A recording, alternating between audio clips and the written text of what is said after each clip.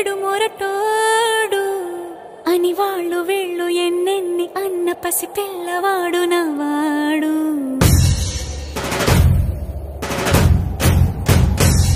విడు ముండోడు అని ఊరు వాడ అనుకున్న గాని మహారాజు నాకు నవాడు.